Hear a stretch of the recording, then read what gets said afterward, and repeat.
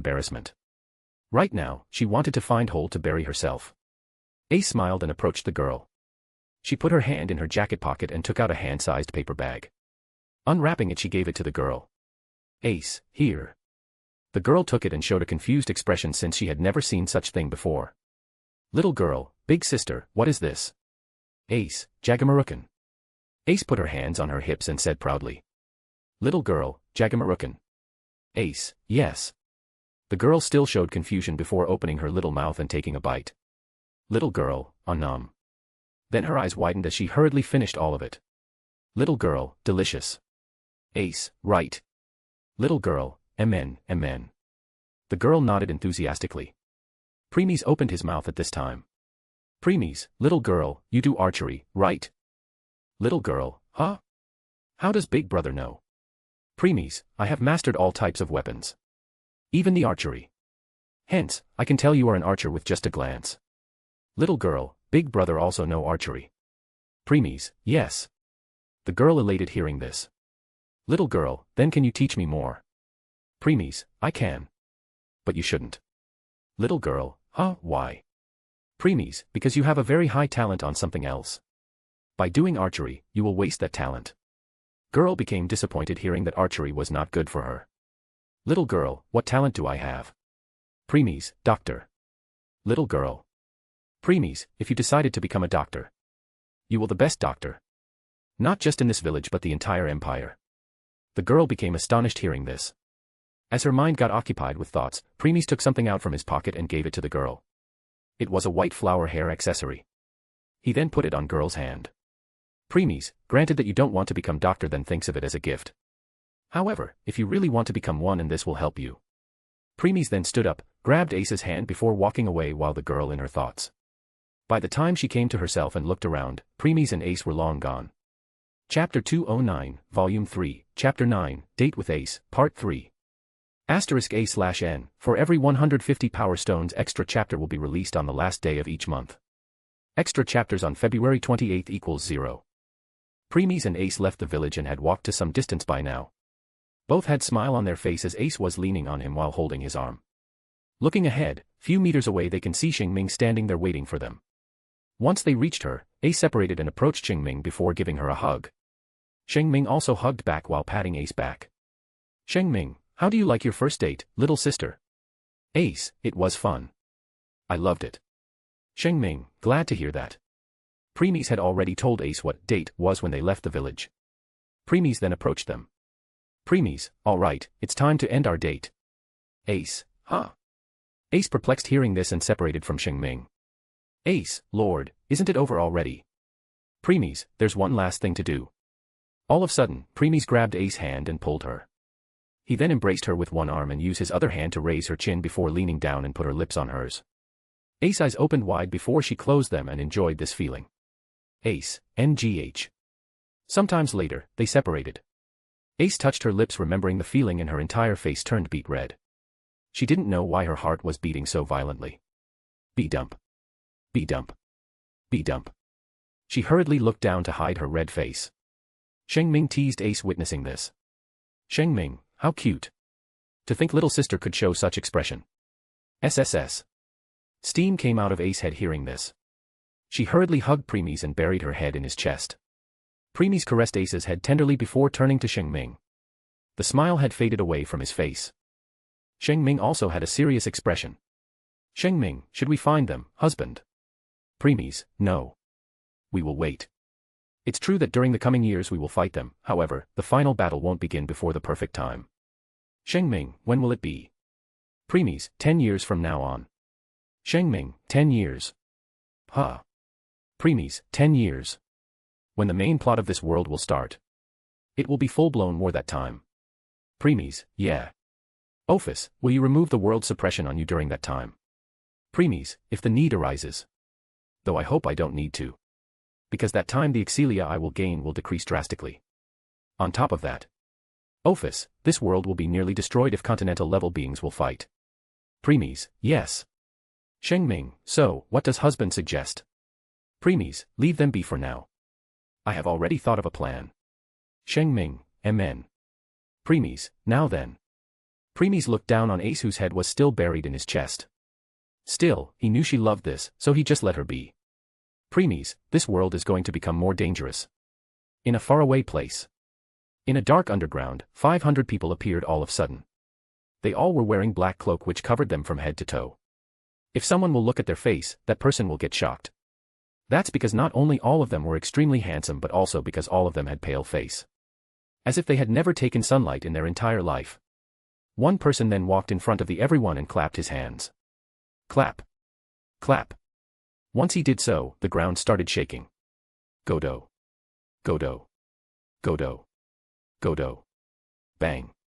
Then a beautiful stone altar came out of the ground.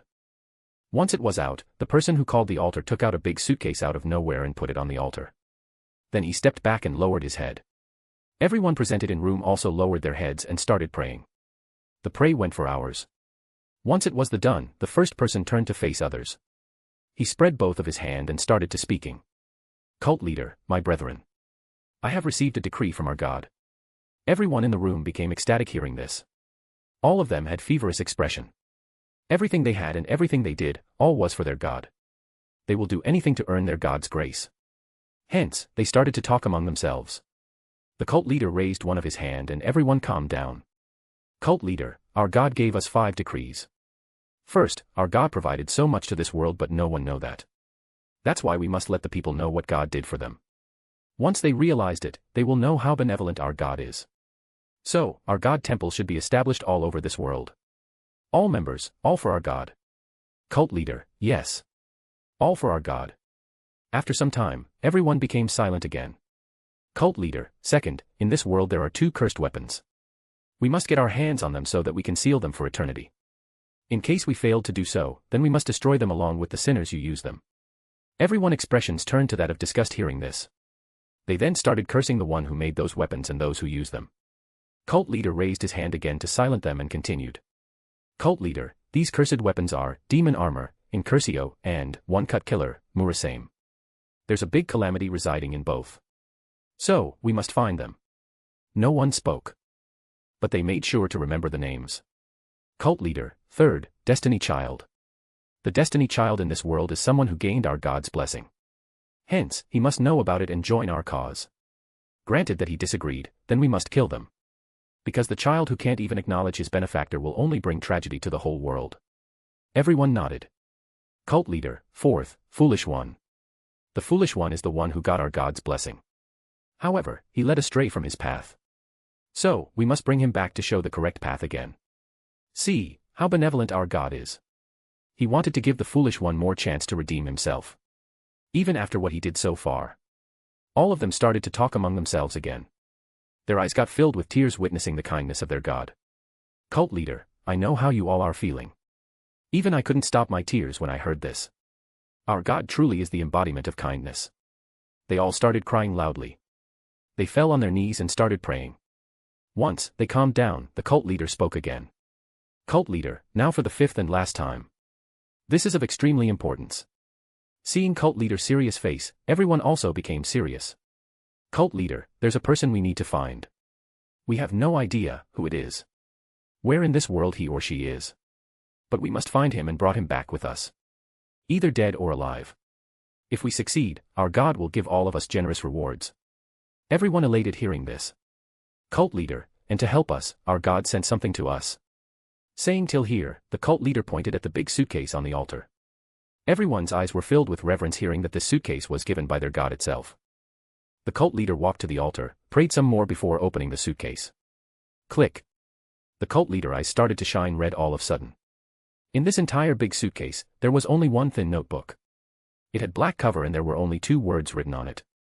Death Note. In a forest near the border of the empire, many lights fell on by one. The entire forest got illuminated before the light disappeared. Crush. Crush. Crush. Next, one by one many people came out of the forest and stood in an open area. There were total of 100 of them. All of them were wearing different color shirt, short pants, and shoes that matched the color they wear. However, there were 2 things in common in all of them. First, on the back of everyone's shirt there was a circle. Between the circle there was a small circle. And there were 2 lines connecting both inner and outer circle. It would have been a straight if there was no circle in center. Second, on their belt there were 3 small balls. The upper part of the ball was red in color while lower part of it was white in color. And there was a small white button between the connection of 2 sides. At this time, one person who appeared to be their leader came in front.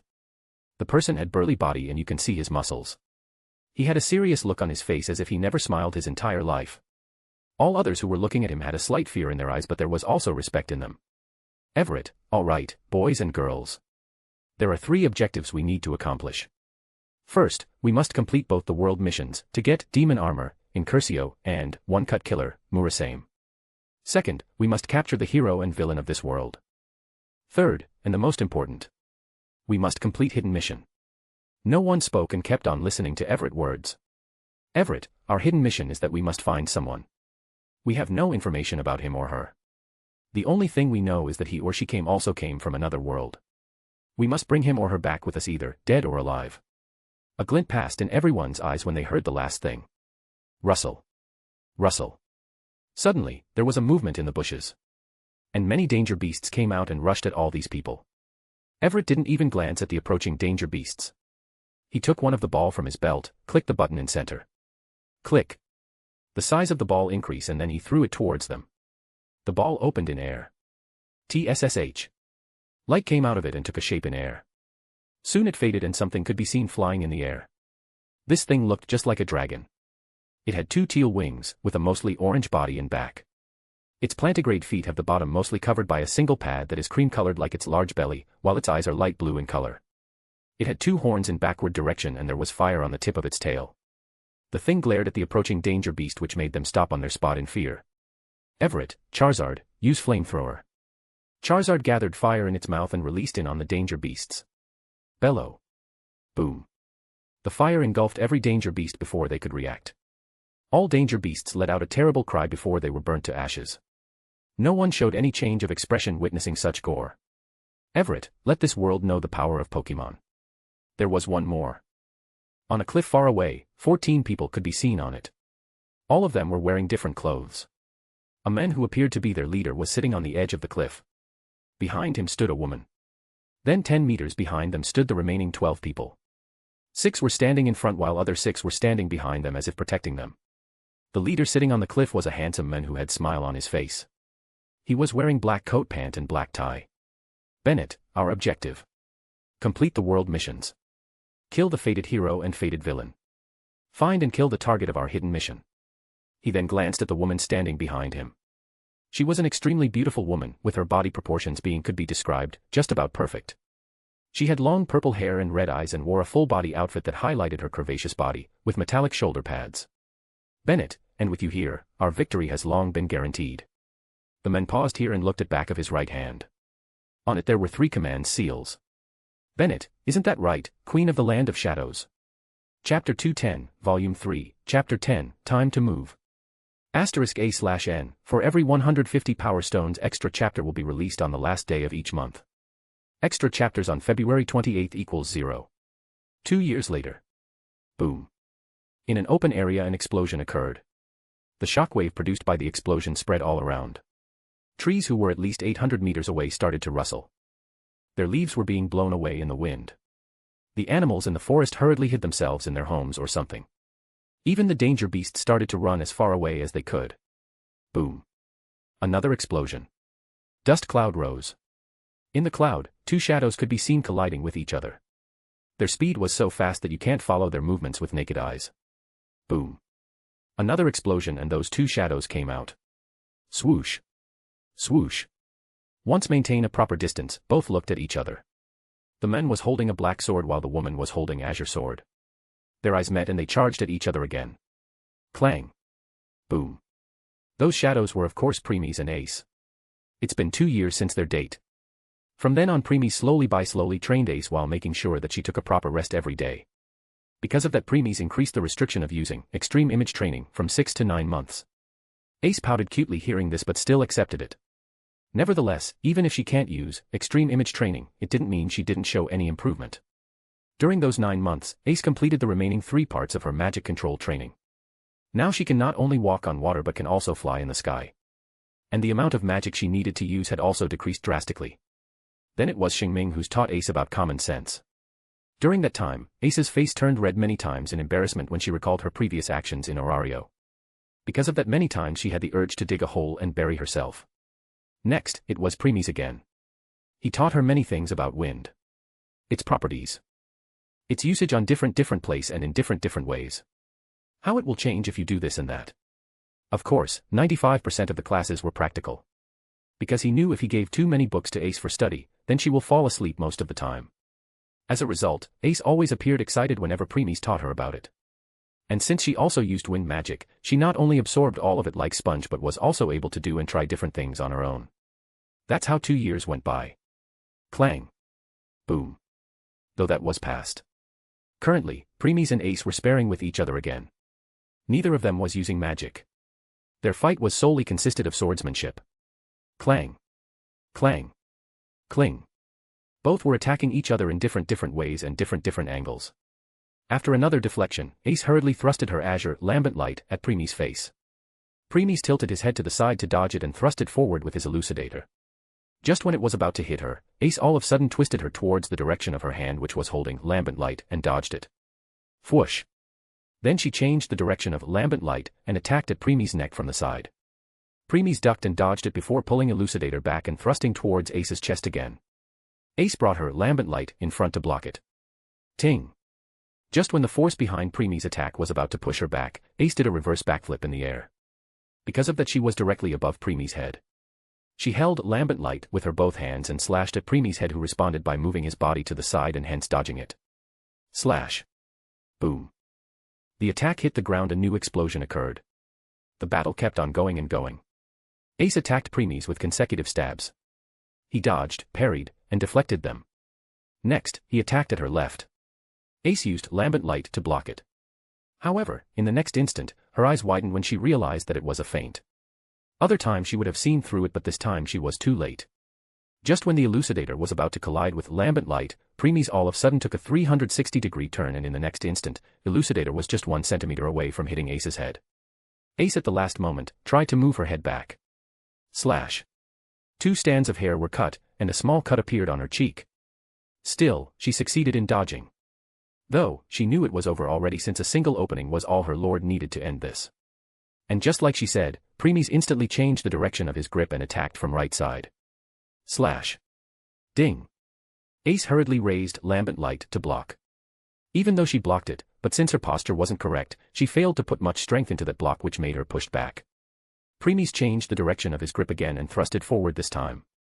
Ace still tried to bring lambent light in front of her neck to stop it. Too bad, Premies suddenly changed the course of his attack. Instead of stabbing at her neck, he slashed downward. Towards lambent light. Slash. Cling. Because of the strength behind his attack, Ace grimaced and failed to hold it. As a result, it fell from her hand. Cring. When she stabilized her footing and looked in front, she saw Premies was standing in front while the tip of his elucidator was at her neck, clearly indicating that the fight was over, and she lost. She then took a sigh of defeat before speaking. Ace, I lost. Hearing that, Premies lowered the elucidator and put it back into its sheath. SSH. Ace crouched down and picked up her lambent light before also putting it into its scabbard. SHN. Ophis returned to Premies' shoulder at this time while Shing Ming approached them. She showed a smile before saying, Shing Ming, well done, little sister. You were able to last few seconds longer than yesterday. Ace scratched her cheek and looked away to hide her shyness. Whenever she fought her lord, she must go all out and be on full alert. She can't even blink that time, otherwise it will be over in the next moment. Still, she won't deny that her skills were improving at an extremely pace because of that. Premies, it's been 2 years now since we are staying in this place.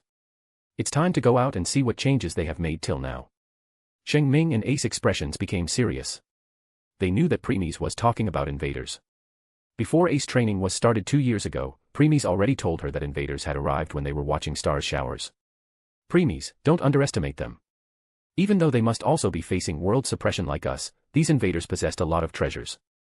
I won't be surprised if one of their members took out an artifact which could get rid of the suppression. Even for the time being. Shing Ming and Ace, MN. Both nodded solemnly. It's true that Shing Ming didn't have the memory of her life in Soul Land, she still retained all the knowledge she gained there. Hence, she knew many possessed treasures with themselves. As for Ace, she still vividly remembered her fight against those 2 level 10 invaders. She almost died fighting them. Premies, let's leave. Premies then raised in air and flew high in the sky. Shing Ming and Ace also followed behind. Premies, Ophis, make sure to erase all evidence. We can't let even a single clue as of now. Ophis, okay. Ophis answered before a glint passed in her eyes. In the next instant, the entire area where Premies and Ace fought started to change. All the craters, destruction they did all started to turn back. As if someone rewind the time. Shing Ming and Ace, who reached Premies' side at this moment, looked back. They were also astonished witnessing this. Everything started to turn back to what it was. Not few minutes but 2 years. Not only grass or trees but even the animals, danger beasts all returned to 2 years ago. Those who died got revived. Those who were born during that time disappeared completely. Once it was done, another glint passed in Ophis' eyes. This time started to move forward. Soon the entire 2 years passed in that area. Now new plants were born in those 2 years, many animals and danger beasts were along born. Many also died and so on. Now, this place no longer had anything which can tell that some stayed in this place for 2 years. Because they never did. Nodding his head, Premies and his group flew away, leaving the place. After flying for some distance, they finally reached a town. They landed in front of the entrance before walking inside. Ophis and Shing Ming had completely hidden their presence, hence, only Premies and Ace, who was walking behind him, could be seen. Guards who were slacking off on the entrance of course got attracted by Premies and Ace looks. Though, they both ignored them like they were some kind of air and kept on walking deeper and deeper inside. Everyone who saw them can't move their gaze from them. Soon, they both reached the heart of the town. Premies directly walked toward the pub and entered. Ting-a-ling. Bartender, welcome. Just as the bartender was about to welcome Premies and Ace, he saw their face and stopped on his words. He was not the only one. Everyone presented in the room all turned their attention to Premies and Ace. Premies continued walking and stopped in front of the bartender. Bartender snapped out of his thoughts at this time and asked politely. Bartender, welcome to my pub, sir and madam. Which drink do you want? Instead of answering, Premies took out a pouch full of coins before throwing it in front of the table. Dang. Bartender saw the pouch in front and showed a weird expression. Bartender, with this amount of money, you can even go to the restaurants which only nobles and royalties could afford. Why came to my small pub? Premies, Orberg. Bartender. Bartender countenance changed hearing this. A serious expression appeared on his face as he nodded. He then picked up the pouch of coins and left the place. Once he left, a people who appeared to be his manager entered. Manager, sir and madam, you must be tired after standing for so long. Please come and sit. The manager then brought Premies and Ace to one of the tables in the corner. The people sitting on it hurriedly got up and left. Though, they were not the only one. Everyone started to leave the pub one by one. Some bold men and women who wanted to approach Premies and Ace also turned pale and decided to leave when they heard Orberg from Premies' mouth. Soon, the entire pub became empty. Manager didn't try to stop any of the people who left. Preemy sat on one of the chairs which was placed near the table while Ace stood behind him like always, completely ignoring the manager who was asking her to also take a seat. In the end, the manager could only sigh in defeat and return to where the bartender was standing while waiting for more customers. Preemy crossed his legs, put his left elbow on the armrest, made a fist and rested his head on it. Then he closed his eyes while waiting. Time went by. Sometimes later, Preemy finally opened his eyes. Chapter 211, Volume 3, Chapter 11, Business. *A/N, for every 150 Power Stones extra chapter will be released on the last day of each month. Ace also realized that someone had entered the town a minute seconds later. After those 2 years of training, Ace's control over her wind had reached a whole different level. Like Preemy's, Ace was also able to create her own domain. If she went all out, then her range will reach as far as 3 kilometers. Though, unlike Preemy's, who kept his elemental sight activated all the time and had 3 layers in his domain, Ace can't do it. That's because, first, her magic depleted at faster rate. After all, 3 kilometers was her radius. This meant she was using her magic to cover 6 kilometers. Of course, it will use up her magic faster. Second, in her domain, she can easily find anyone's location because of their breathing. Third, in her domain, all the wind will be in her control. Hence, it's too much taxing for her. That's why she always kept her domain to a limited range. Like in this case. She used her domain only to cover the entire village, that's all. As a result, compared to Preemy's who saw someone rushing to this village hundreds of kilometers away, Ace only sensed it when they entered the village. One more thing, the range of Preemy's elemental sight had also increased in those 2 years. It had reached 5 km/50 km/500 km, core, inner, outer. *A/N, a quick revision. Core area will receive all information at atomic level. Inner area will receive all information at cell level. Outer area will work as radar and pinpoint everyone's or everything's location. And if you will use Mangekyo Sharingan, the range will be doubled. From 5 km/50 km/500 km to 10 km/100 km/1000 km. In other words, yes. Preemy's can use Material Burst while using Mangekyo Sharingan and his range will be 1000 kilometers. Soon, 3 people entered the pub from the back door before entering the room.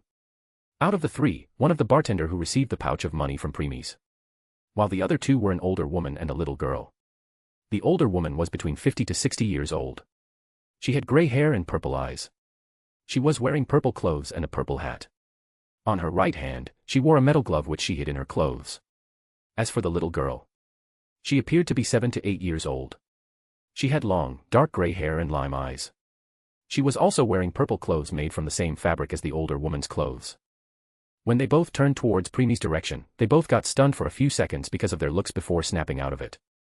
The older woman because she was already old and had seen, witnessed, experienced many things in life. As the little girl, she appeared to be devoid of emotions. The bartender and manger excused themselves from the room at this time to give them some private space. Next, the older woman walked towards Preemy's calmly with smile like a friendly old lady with the little girl following behind. Older woman, little guy, are you the one you called us? At this time, Preemy's moved his gaze at them. The moment their eyes met, both the older woman and the little girl stopped on their tracks. Seeing those blood-red eyes with 3 tomos in them, they both started to fall into a boundless illusion. No matter how much they struggled, they failed to get out of it. On the contrary, they were falling deeper. Preemy's broke the contact in the next second and moved his gaze outside of the window towards the sky again. Older woman hurriedly took the support of the nearby table to prevent herself from falling. While the little girl was already on the ground. They both were breathing with difficulty as their back was covered in sweat. The older woman had fear in her eyes right now. Preemy's, sit. Said Preemy's while pointing one of hand towards the chairs in front. The older woman and the little girl had already somewhat calmed down by now. They both gulped unconscious before proceeding to sit on the chair in front. Once they took the seat, Preemy's moved his gaze at them again. They both tried their best to not look into his eyes this time. Preemy's, you can call me the Black Swordsman. The woman standing behind me is my guard, Sword Princess. The older woman took a deep breath and looked at Preemy's, of course not his Sharingan, before moving her gaze to Ace who was standing behind him like his loyal guard. Unlike Preemy's, she can look into Ace's eyes. However, those cold gold eyes sent a chill down her spine. Older woman, she is dangerous. The man is even more so. If my survival instincts were not warning me, then I would have just thought him as a son of some noble who is carrying a sword for fun. After all, I can't even sense a slight aura from him. He appeared rather normal. All these thoughts went through the older woman's mind in a second. Still, she didn't forget to introduce herself. Older woman, I am the Death Reaper Eyes of Orberg, the Vanishing Light. Then she pointed at the little girl sitting on the chair at her side. Older woman, she is the Breath of the Reaper of Orberg, the Vanishing Wind. Premies remained silent for a few seconds before replying. Premies, I will call you both by your name. Barbara. Teiko. Barbara. Teiko. Countenance of both the older woman named Barbara and the little girl named Teiko changed. They only told their alias like Premies did. Yet, he already knew their real name. Barbara's expressions were very unsightly at this moment. Barbara, this man even knows our real name. I can somehow guess how he knows my name, but how does he know Teiko's name? She is a disciple I took few years ago. She hasn't even been assigned to a single task yet. So, how does he know? Could there be spy in our ranks? A cold sweat appeared on Barbara's forehead as she moved her hand behind her waist to grab the knives she was hiding. Barbara, just who hired these monsters? I am having a feeling that even if I go all out, I can barely handle one move. Looks like today's the day I am going to die. Barbara then glanced at Teiko sitting by her side. Her expression turned sad for a moment. Barbara, sorry, Teiko. I never thought it would a trap to lure us. However, I will put even my life on the line if it gives you even the slightest chance of escaping. She then grabbed the pair of kitchen knives she was hiding and lunged at Premies. Barbara, Teiko, run! Shouted Barbara as her knives were already in front of Premies.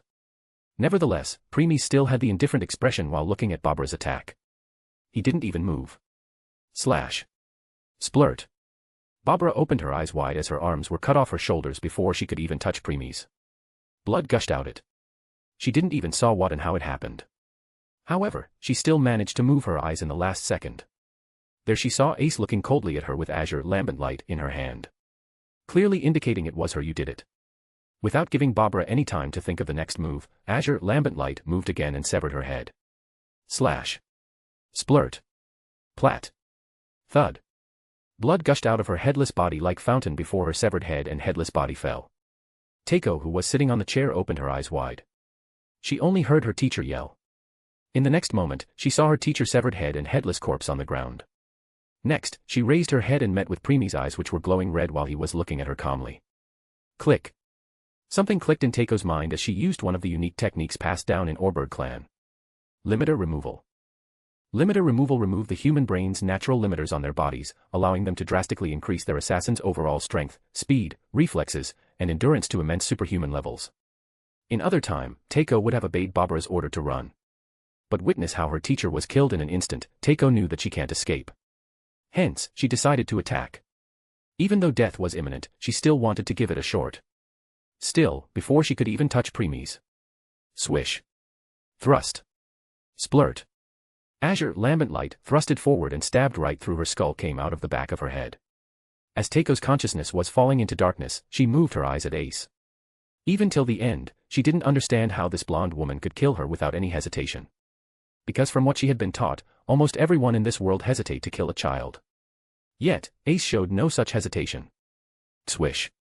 Thud. Ace swinged her sword to the side as the body of Teiko fell on the ground. She then put her sword back into its scabbard before stepping back and standing behind Premies again. There was not even the slightest change in her expression. As if what she did was a trivial thing. Premies also looked everything with indifferent expression. His Sharingan was glowing red as the three tomos in them were rotating. Premies, fools. Crack. Crack. Shatter. Once Premies spoke, the entire space shattered like glass. Barbara and Teiko opened their eyes. They found themselves standing some distance away from Premies' table. The entire place was same as when they entered. As if nothing happened. They didn't attack Premies. They didn't die. Teiko still didn't understand what happened. Teiko, didn't I and teacher died? How are we still alive? As Teiko was showing puzzled expression, Barbara had some hypothesis. She narrowed her eyes before speaking. Barbara, illusion. You put us under any illusion. Premies, who was looking at them, replied calmly. Premies, illusion or your future if you try to do something you shouldn't. It's up to you how you want to take it. Barbara. Barbara became silent.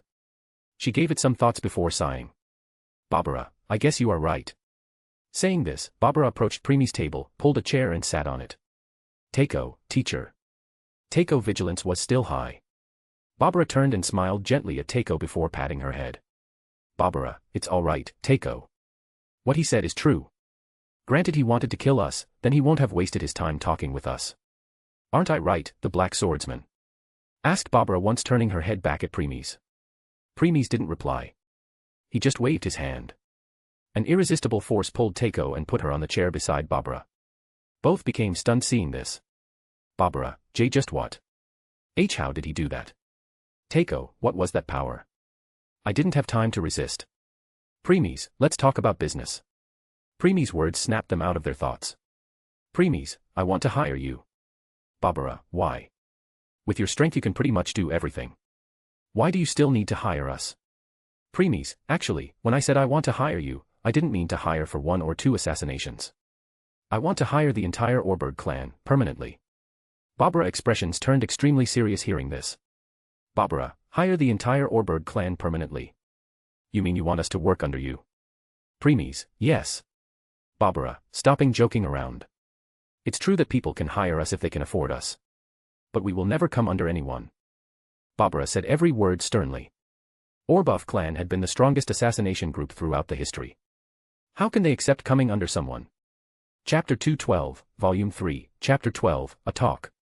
*A/N, for every 150 Power Stones extra chapter will be released on the last day of each month. Premies remained calm hearing Barbara's response. He had already expected this answer. How could the strongest assassination group agree to come under someone just like that? In case Barbara would have accepted, then the value of Orberg clan would have been lowered in Premies' eyes. Premies, are you sure you want to decline? Barbara narrowed her eyes hearing. She then moved her gaze from Premies to Ace few times before replying. Barbara, so, want to kill us now that we declined? Barbara and Takeo both got ready to attack. Even though they knew that they would die without even able to do anything, but they would still rather die while trying. Premies, not really. In case you decline, then we both will part ways here. Barbara. Barbara became silent. She can tell that Premies wasn't lying. He will really let them go without doing anything. Premies, however, this also means you will never get this opportunity again in future. Barbara, huh? Premies, if you all Orberg clan come under me and swore your allegiance to me, then I will promise you that Orberg clan will reach a height you had never dreamt of. Barbara, oh, I am listening. Premies, think about it, Barbara, the way Orberg clan is moving right now, I won't be surprised that it will meet its doom in next 5 to 10 years. Bang. Barbara, what do you mean? Barbara slammed her hands on the table and rose from her chair. If Premies had said that Orberg clan will end in 100 to 200 years, then she might have accepted that. But 5 to 10 years. It's too little time. How could she believe such thing? Still, Barbara claimed herself and sat down on her chair. After taking a deep breath, she spoke. Barbara, what do you mean, brat? Hearing her calling him brat, Premies didn't become angry. On the contrary, he chuckled inwardly. Premies, she really did remind somewhat of me, a grand from hostess of fertility. Premies, exactly what I am saying. If Empire decided to get rid you, then you can't do anything about it. Barbara frowned hearing this. Barbara, first, why will Empire come after us? Second, how can you say we can't win? Premies, you must already know the Revolutionary Army, didn't you? Barbara, we do. Barbara spoke after giving it some thoughts. Barbara, it's a rebel force that is fighting against the Empire. However, they are not strong enough to be a threat for the Empire. Premies, for the time being. Barbara, yes. Premies, the way current Empire is, it won't be surprising that with time more people will join rebel force. That time, Empire will also start to think of them as threat and will send their men to get rid of them. That's how you will enter this muddy water.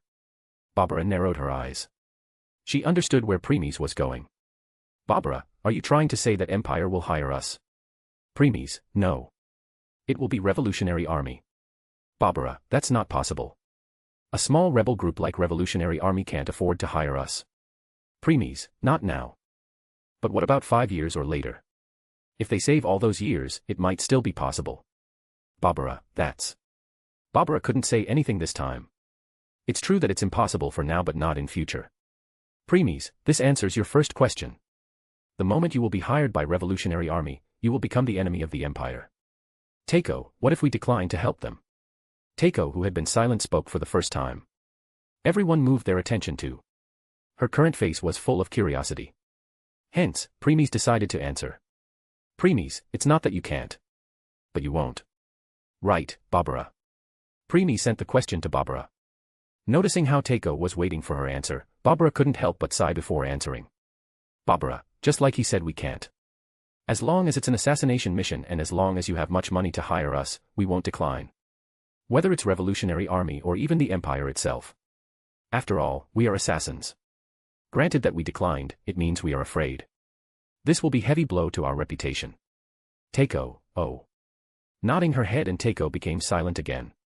Barbara turned to Premies again. Barbara, all right, this answered my first question. What about second one? How are you sure we can't win?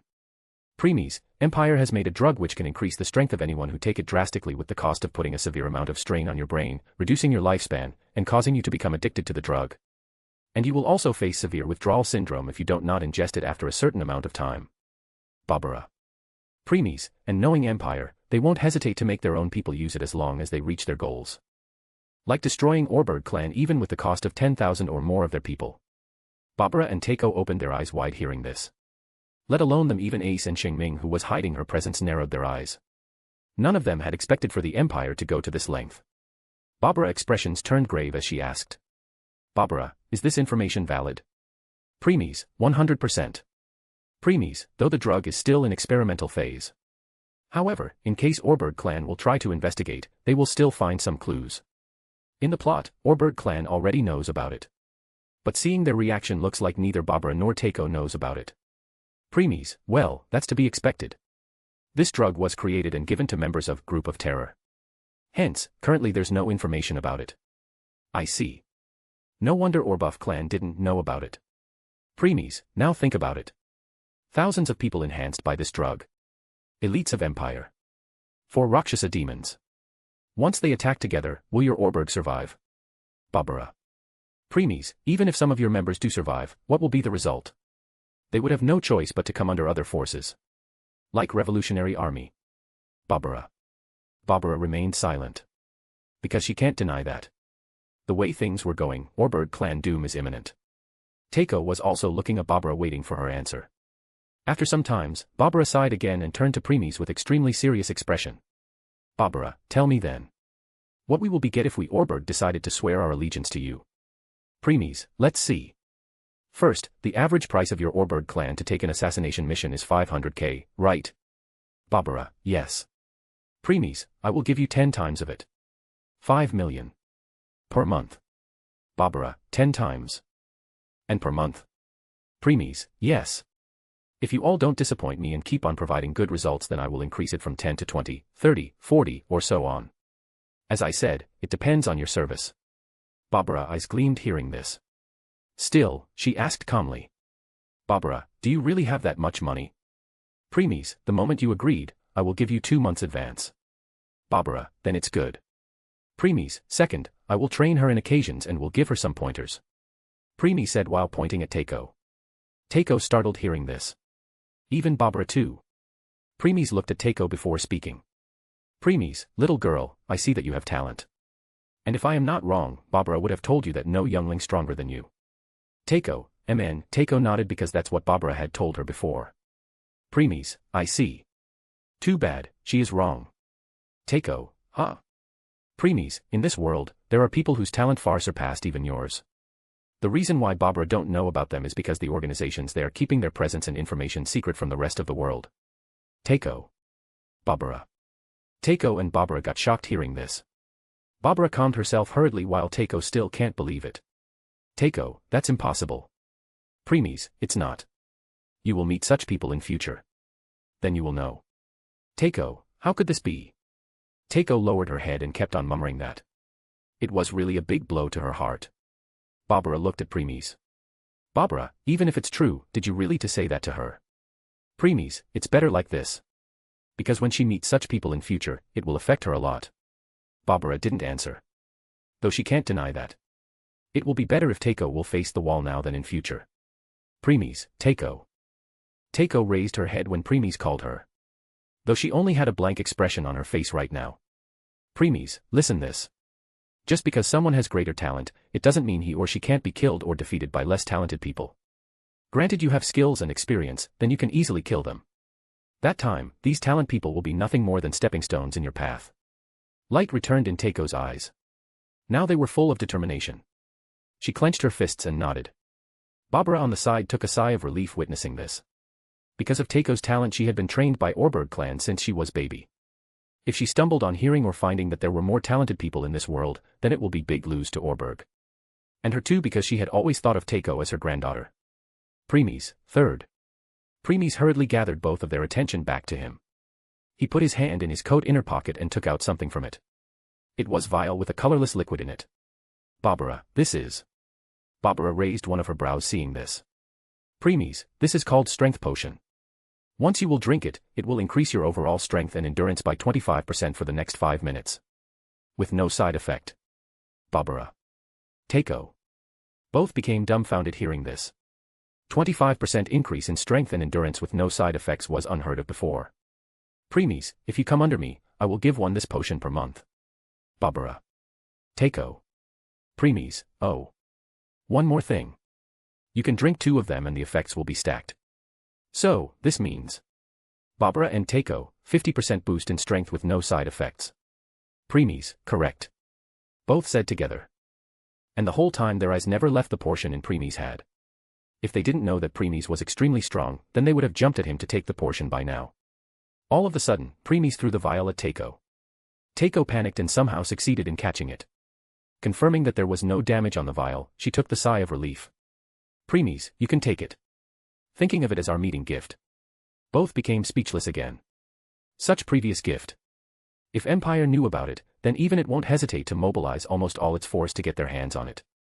As Teiko was still stunned because she can't believe she was holding such treasure in her hand, Premies spoke. Premies, if you don't like it, you can give it back. Snapping out of her thoughts, Teiko hurriedly hid the potion behind her before shaking her head vigorously. Teiko, no, I like it. Premies, if you say so. Barbara, ahem. Barbara faked cough to grab Premies' attention back to her.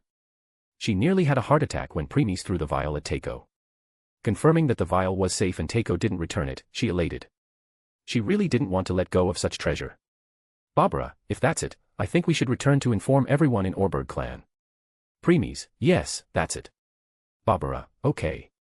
By the way, how will we contact you? Premies, here. Premies threw a paper ball to Barbara who caught it. Opening it, she saw a location marked on it. Premies, let's meet there. 1 month from now on. Barbara, okay. Let's go Teiko. Teiko, amen. Once Barbara put the paper away, Teiko got up from her seat. She gave Premies one last look before leaving with Barbara. Chapter 213, Volume 3, Chapter 13, Beauty Brings Trouble. *A/N, for every 150 Power Stones extra chapter will be released on the last day of each month. Swoosh. Swoosh. 2 silhouettes of women could be seen jumping from one tree to another with an extreme speed. After going deeper into the forest, they finally stopped and landed. They then looked back to check whether they were being followed. Once confirming that they were not followed, they finally took a sigh of relief. You all right, Teiko, huh? The 2 women were Barbara and Teiko. After leaving the town where they met Premies, they kept on moving as fast as they could. Only now when they were 40 kilometers away, they stopped. Teiko, what do you mean, instructor? Barbara, do you really think I can't see through your thoughts? You are still thinking about what the Black Swordsman said about there being people who have higher talent than you. Teiko. Teiko just lowered her head and didn't reply. Just like Barbara said, she still can't get over it. Barbara sighed and continued. Barbara, to tell you the truth, even I can't believe it. Teiko, really? Teiko raised her head with hope in her eyes. Too bad, Barbara shattered it with next words. Barbara, however, I believe it now. Teiko, why? Barbara, tell me, what's your thoughts about them? I mean their strength. Teiko frowned and gave it some thoughts before answering. Teiko, they are monsters. Barbara, no. They are monsters among monsters. Teiko, monsters among monsters. Barbara, yeah. Even though I can't saw through the Black Swordsman, my instincts were screaming to me, warning me to not do anything stupid when I saw Sword Princess. Teiko. Barbara, I never thought such monsters exist in our world before. But seeing them I need to change my way of thinking. That's why I believed it when he said there exist those whose talent far surpassed yours. Teiko. Teiko became disheartened again hearing this. Barbara, but Teiko, don't forget what he said. Granted you have more skills and experience than these very talented people will become nothing more than stepping stones in your path. Barbara then put her hands on Teiko's shoulders. When Takeo saw Barbara's face, she could see an excited smile on it. This only confused her until Barbara spoke again. Barbara, and the black swordsman, promised to train you if we agreed to come under him. At this time, realization struck Takeo, and she agitated. But she hurriedly calmed herself.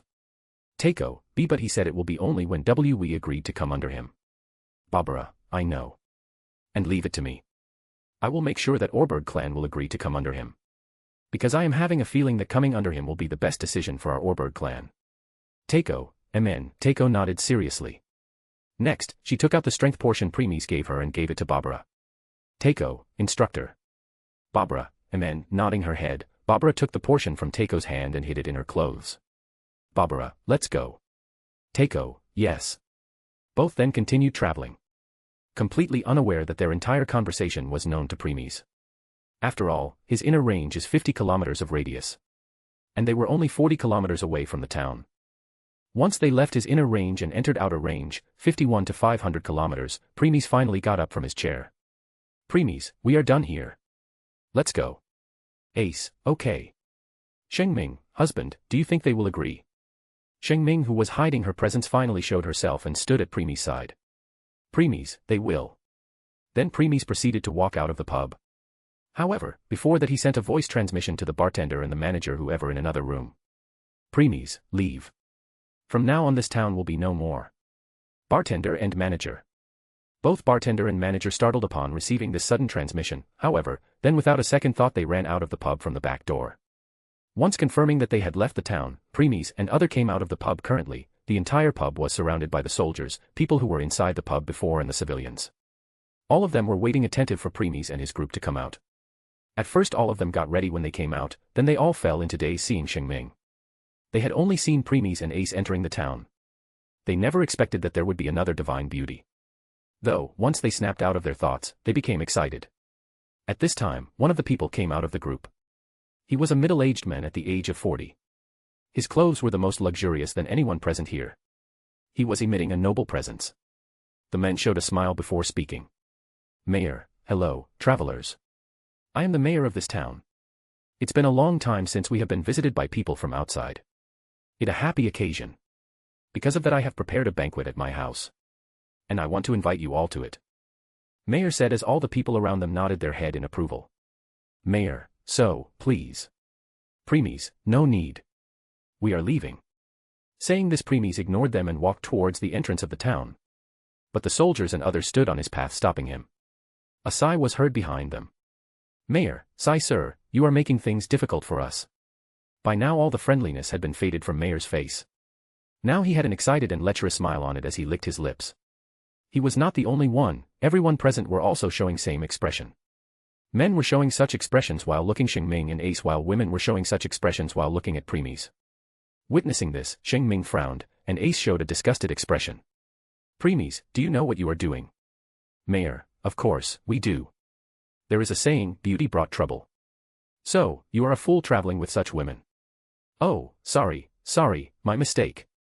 Even if you were traveling alone, with your looks nothing would have changed for you either. Mayor showed a mocking expression to Premies while others started to laugh. Premies, well, I won't deny that beauty brought trouble wherever you go, however, you should first check whether those beauties are just some delicate flowers or the one with thorns. Thud. Thud. The moment Premies' words end, everyone except Mayor fell. People on Mayor's right side had lifeless eyes, clearly indicating they were dead. While the people on his left side were still alive but were holding their neck as if trying to breathe but to no avail. Mayor's face horrified witnessing this, and he hurriedly took few steps back. He then pointed his trembling finger at Premies and spoke with trembling tone. Mayor, why you? What have you done? Premies didn't reply. The people were having hard time breathing, started to struggle violently on the ground. Like a fish without water. Saliva was coming out of the corner of the mouths. Their eyes were full of fear as they were looking at Mayor for help. Mayor, stop it. PP please.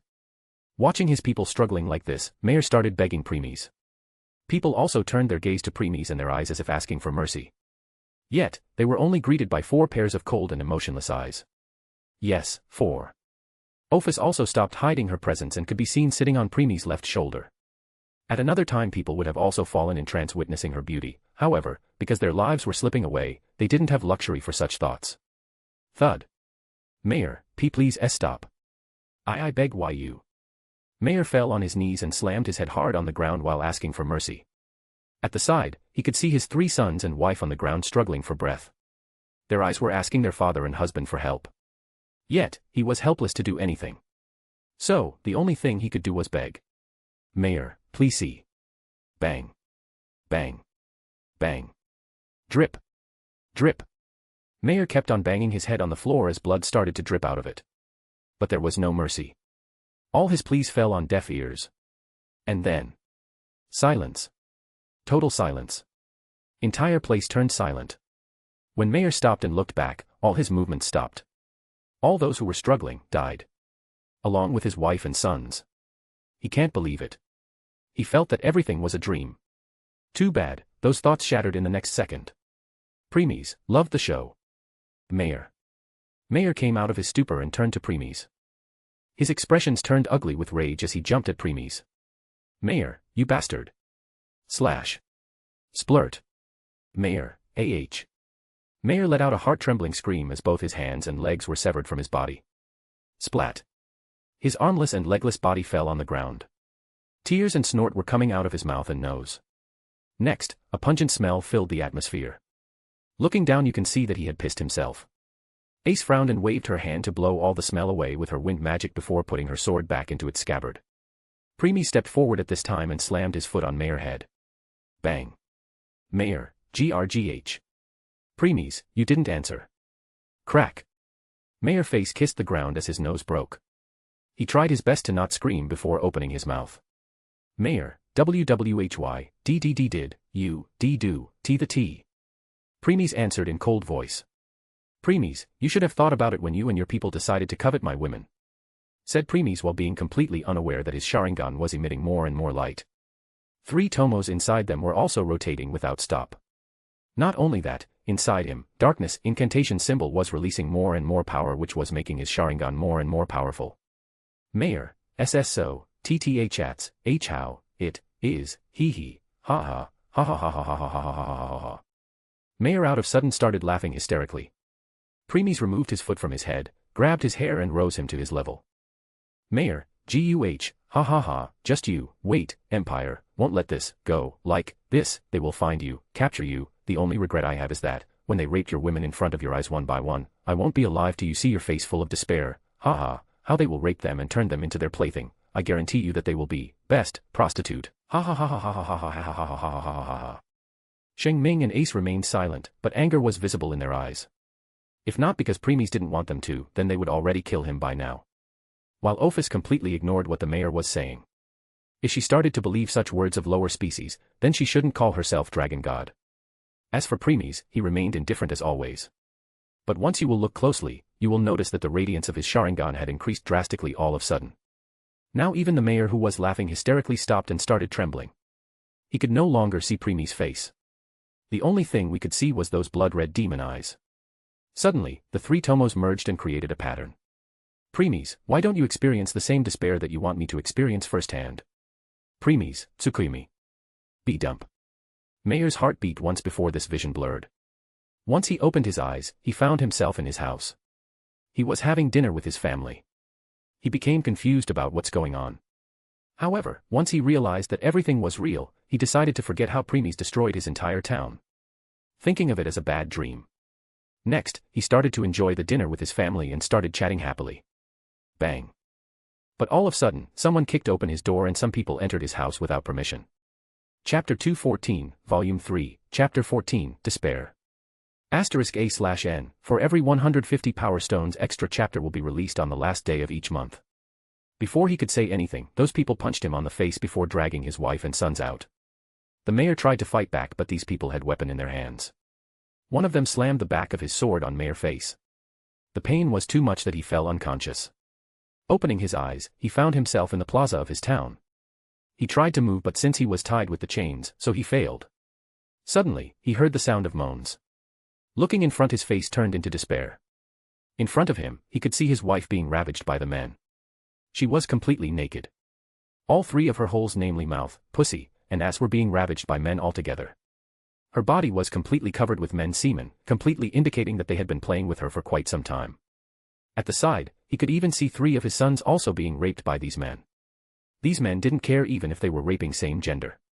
They just wanted to play with their heart content. The mayor's eyes got filled with tears. He tried to say something. But because of cloth in his mouth his voice muffled. However, these men heard his muffled voice and turned to look at him. Then they started laughing at him maniacally. Looking around, Mayor saw his townspeople standing some distance away. They were watching this show with a smile on their face instead of helping him. The mayor tried to shout at them but to no avail. This spectator kept on going for the next few days. By now, Mayor had given up hope and his eyes became lifeless. After raping his wife and sons one more time, these men got tired of them. They drew their weapon and slitted their throats. PSSHT. Splurt. Mayor saw as the blood of his wife and sons painted the ground. Pitter. Patter. Pitter. Patter. Suddenly rain started to fall. Everyone gave Mayor a mocking look before they left the plaza one by one. Mayor kept on looking down as if soul had left his body. Sometimes later when the entire floor was covered with rainwater, Mayor saw a reflection. Raising his head to look, Mayor opened his eyes wide. There was only a single person standing in front of him. Premies. Premies was looking down on Mayor with neutral expressions while the pattern in his Mangekyo Sharingan was rotating. Light returned in Mayor's eyes before they were filled with hatred. He could tell that Premies was the responsible for all his suffering. So, he wanted to do nothing more than tear Premies apart. He started to struggle to free his hands which were tied to the chain, non-stop. Even if he felt pain, even if blood started to leak out of them, he didn't care. Finally, he freed his bloody hands from the chains. He showed a bloodthirsty smile before jumping at Premies. Nevertheless, Premies didn't show any change in expression witnessing Mayor's actions. Mayor thought that Premies can't move because of fear and his smile became even large. But the moment he touched Premies, scene changed. Mayor became confused as all of a sudden, he found himself in a hill station. As he was wondering what was going on, someone tapped his shoulder. Turning around he saw his wife and sons looking at him with worried expression. He can't believe it. Just few minutes ago, he saw them being raped and killed. But now they were standing before him completely fine. He no longer knew what was going on. His wife then dragged him to enjoy the sightseeing while telling him it would help him get rid of bad thoughts. Seeing how his family was waiting for his response, he took a sigh and complied with them. Time went by. Soon he decided to let go of those bad thoughts, thinking them as a bad dream again, and started to enjoy. However, the happiness was short-lived. As they were enjoying their time, they were attacked by a group of bandits. And then the same thing transpired. They made him witness how they raped his wife and sons before killing them once they got bored. Pitter. Patter. Pitter. Patter. As the mayor was again looking down with despair ever since rain started, Premies appeared in front of him. Without a second thought, Mayor jumped at him again. And then, scene changed. This time Mayor was visiting one of his friends with his wife and sons. Everything was going fine until that friend of his said that he was coveting his wife for a long time. And then out of sudden, all of them got surrounded by Mayor's friend's soldiers. The same thing happened again. Scene changed. Scene changed. Scene changed. Scene changed. After who knows how many times, Mayor finally gave up. Since, he realized it's pointless. No matter what he will do, the result won't change. Premies appeared in front of him again. Mayor raised his head. Just when he was going to say that he had enough, Premies cut him and spoke in his cold tune. Premies, now, it's your turn. Mayor. Scene changed again. Mayor again found himself in his house having dinner with his family. It's the very first scene where his despair started. Before he could warn his family and call guards, those people kicked the door and entered in the room. Then the same thing happened. And this time instead of watching his wife and sons being raped, he was also part of it. He was also raped along with all his family. Over and over and over again. Scene changed. Scene changed. Scene changed. Scene changed. Finally, Mayor's mind and spirit broke. Back to reality. Mayor suffered for many years in Tsukimi world, yet only a moment passed in reality. Premies was looking at Mayor's face while grabbing him with his hairs. The Mayor's eyes had long been rolled back behind his head as he was dripping saliva from his open mouth. In the next moment, Premies threw him away like some kind of rag doll. Swoosh. Thud. Neither Office, Shing Ming, nor Ace showed any change in expression witnessing this. In Premies' hand there was a signal fire. He found it in one of Mayor's pockets. It's an emergency help signal fire provided by the Empire to those who were loyal to it. Office, should I erase these corpses? Premies, no. It's a gift to the Empire by me. Ophis, okay. Saying this, Ophis became silent while Premies gave these corpses one last look. The one who died the moment they fell and had lifeless eyes were killed by Shing Ming. She used her life magic and stole all the lives from them. While those who died because of trouble breathing were killed by Ace. She controlled the air around them, making them unable to breathe in. Whistle. Crackle. A whistling sound was heard as Premies launched the signal fire in the sky. It was like a firework, but the light that was released by it could be seen from the far distance. After throwing the used signal fire gun on the ground, Premies spoke.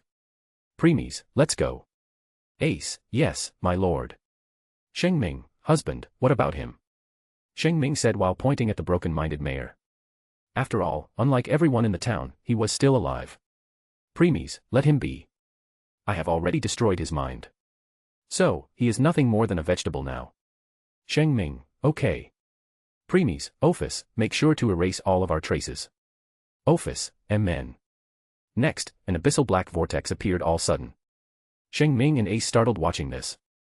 They felt like as if this vortex will devour them whole. As they were having such thoughts, Premies walked forward and entered the vortex without a second thought. Witnessing this, Shing Ming and Ace took a sigh of relief because it wasn't enough proof that this vortex was made by Premies. Hence, they both also entered the vortex together. Once they entered, the vortex also disappeared. They left while leaving a carnage behind. On a faraway plateau, the space on it split apart. An abyssal dark vortex akin to a mouth of darkness slowly took a shape. The light around the place started to gather around it. This vortex was like a black hole which would devour everything. Once this black hole stilled, Premies and others stepped out of it. Premies took some steps forward, while Shing Ming and Ace stopped and looked at the vortex with curiosity visible in their eyes. After being unable to figure it out, Shing Ming asked. Shing Ming, husband, did you make this vortex using devouring incantation symbol? Premies, not quite. I combined 3 incantation symbols. Devour, spatial, and darkness. Ace, amazing. Shing Ming, can't agree more. As they Shing Ming and Ace were getting astonished seeing the vortex, Twilight was thinking about something too. Because of incantation symbols, Premies can use these elements at master level. The same level as real gods or third level existence. But to think he can even combine them now. This fast. It's truly astounding. Then Premies willed and the vortex disappeared. Shing Ming and Ace also came back to their thoughts and walked over to Premies. Premies and Ophis narrowed their eyes all of a sudden. Premies, you saw that. Ophis, amen, someone is trying to interfere with fate. In front 5 kilometers, you can see Empire's soldiers surrounding more than 100 children in an encirclement. They were making sure that none of the children escape. Children were looking at these soldiers with fear in their eyes. Their bodies were shivering as they were looking at the weapons in these soldiers' hands. They really wanted to run and escape, but they knew that soldiers won't let them. All of them were in front of a very large and dense forest. Barely minimum amount of sunlight could pass through the leaves of the trees to reach the ground. It may appear a normal forest, however, Premies can see many danger beasts lurking inside. The amount was too much and there were many different types of danger beasts. Premies, Gifnora Forest. Shing Ming and Ace, Gifnora Forest. Premies, yes. Premies then put this attention to the other side of Gifnora Forest. There he can see many camps with even more soldiers. At the very front, looking at the Gifnora Forest, he saw 2 people. One of them was a middle-aged with blonde hair and green eyes. He had a small beard. He wore a white shirt with black pants and a red scarf. While the other person was a bald man who wore a monocle over his left eye. He was also wearing what appeared to be scientist clothes. The name of the blonde-haired man was Gazuki and the name of Baldman was Bill. Premies ignored Baldman Bill and put his attention to Gazuki. No, to be more specific, his attention on the sword on his waist. Premies, one-cut killer, Murasame. Ace, my lord. Hearing Ace call, Premies turned his attention away from Murasame to the children in front of the forest. Though, he didn't forget to reply. Premies, what is it? Ace, do those soldiers plan to send those children? Ace frowned but didn't continue. However, Premies understood what she was asking. Premies, yes. Shing Ming, why? Shing Ming spoke with creases visible on her forehead. Premies, it's a test to see which children will survive the ordeal. Survivors will then be divided into different assassination group. And then they will be trained to be an assassin. Chapter 215, Volume 3, Chapter 15, Gifnora Forest. *A/N, for every 150 Power Stones extra chapter will be released on the last day of each month. Shing Ming, those children are barely 6 to 8 years old. Ace, to think they will go this far. Preemies, with time you will see how rotten the Empire is. To them humans are disposables. Shing Ming. Ace. Preemies' gaze then fell on the two girls in that group of children. One of them was a pretty girl with long black hair that reached down her knees and had red eyes, while the other had short black hair in a twin-tail style and black eyes. Looking at the two, anyone can tell that they were sisters. Preemies, Akame. Kurome. Exactly. The one with long hair and red eyes was Akame, while the one with short hair and black eyes was Kurome. Currently, Akame and Kurome were hugging each other.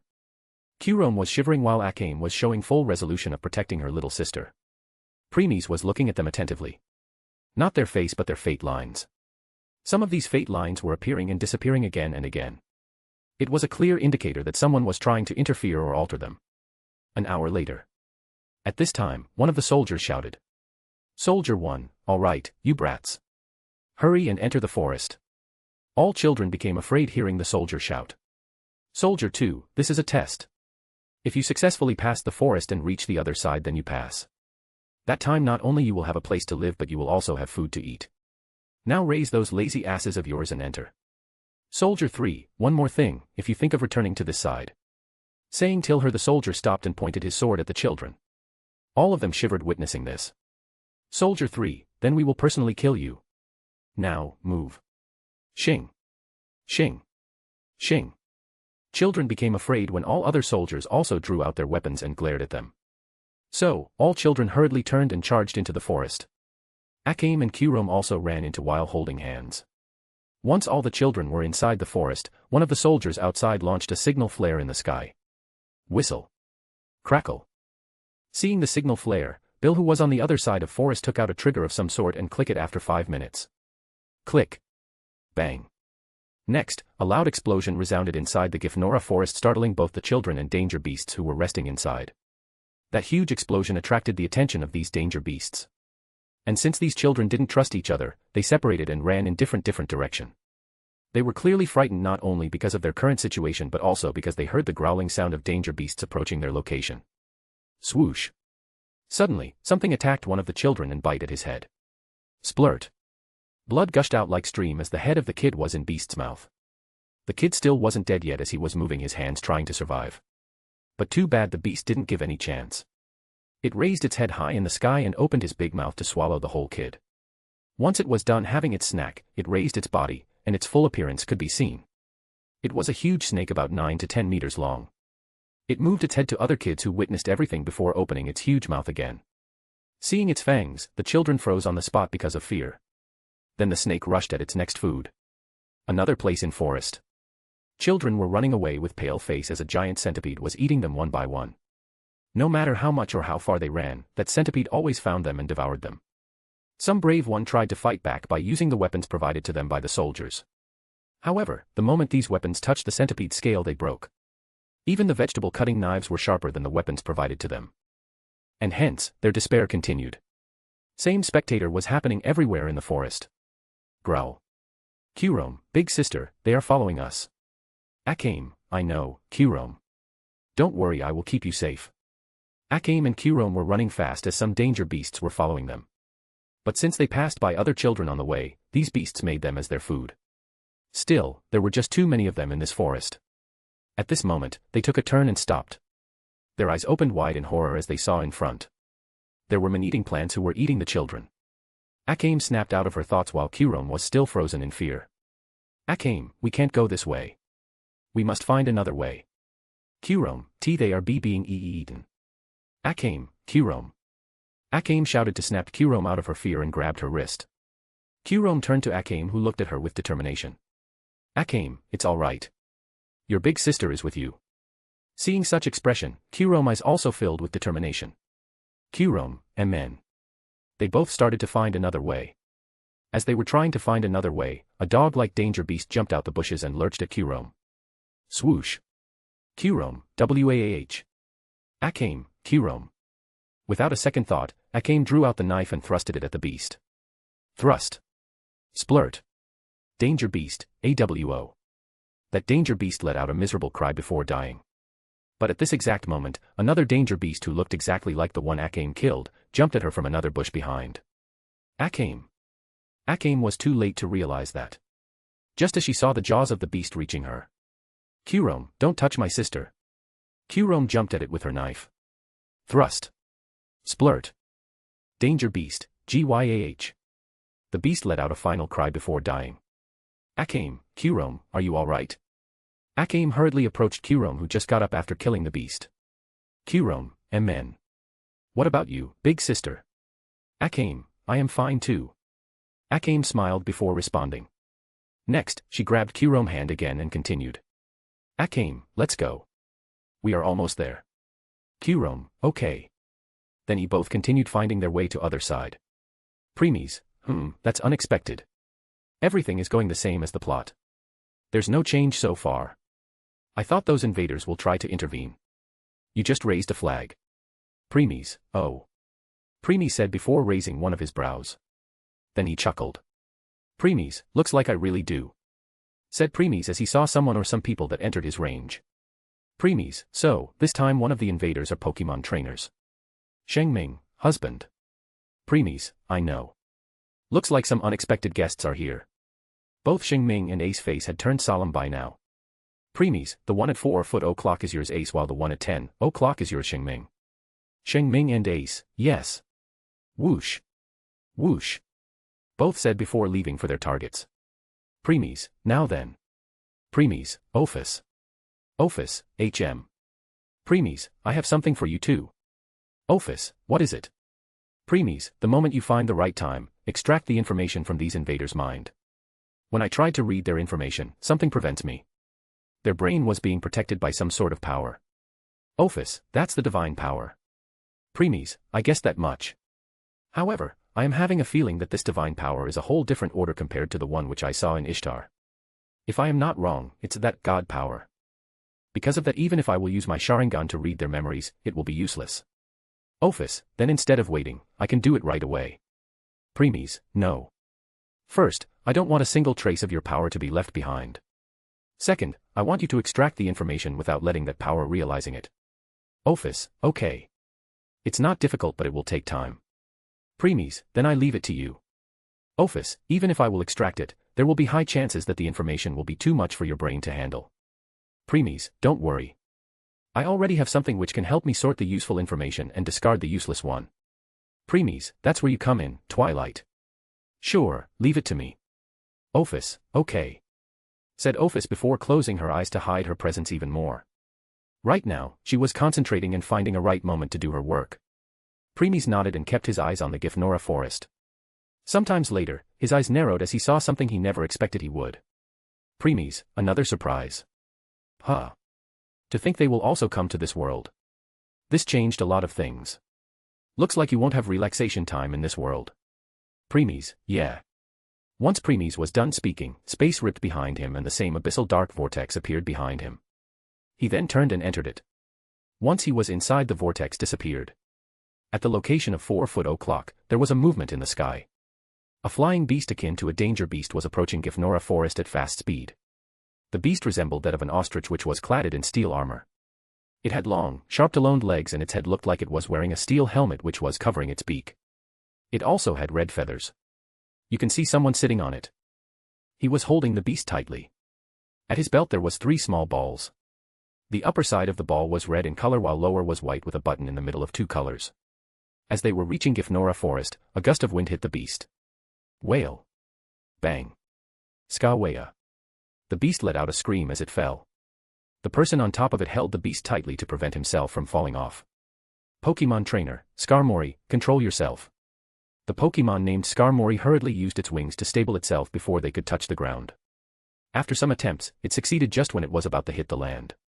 The trainer on top of it took a sigh of relief. However, Skarmory keenly looked in front. It's this action also attracted its trainer. Pokemon trainer, what is it, Skarmory? But then he heard the sound in front. Step. Step. Step. Step by step Ace came and walked in front of them. The person fell in trance witnessing Ace's beauty while she raised one of her brows seeing the Pokemon for the first time. Though, she then threw that thought at back of her head. One, because it was not the time for it. And the second was because she was not that unfamiliar with beast tamers. Back at Orario, members of one of the largest familia, Ganesha familia, had many skilled tamers.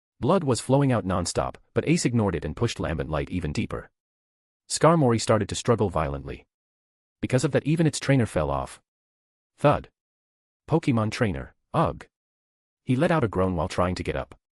Ace didn't get affected by Skarmory's struggle and pushed Lambent Light more inside.